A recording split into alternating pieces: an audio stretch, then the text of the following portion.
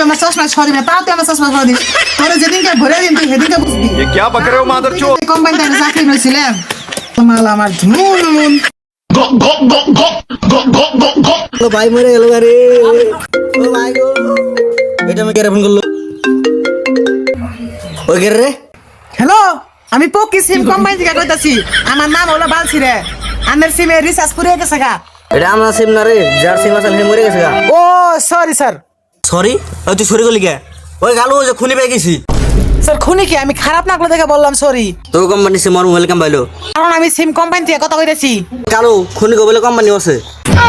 আমি খুনি না তো যেতি মরে গেছে ওতি যে সিমটা ইউজ করতো ওই সিম কোম্পানি থেকে কথা কইতেছি আমি তুই আর কবে শুনেছিস নস আর কেমন করে মারছত কইলে দে মারছত তুই আর মারে ভুল কাম করছত ও তুই মালা ভালো মানুষ আসাল যেতি মরে গেছে ওতি কি আমার কাছের মানু ওর তো পড়লে দেখলাম আমি আরে আর নিজে দেখে আমি এনে বইরেছি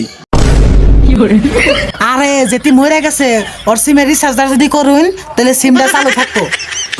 এনে আমি সিম চালু করে রাখুন যার সিম তুই তো তারই বন্ধ করে দিলি সব আমি আর ভালো চাকরি করুম না ওই আমার ল্যাপটপটা দিয়ে যা সারে গুয়াটা দিয়ে তো আমি আর এই क्या बक रहे हो मादरचोद এই চাকরি করলে আমার জেল হবো I cannot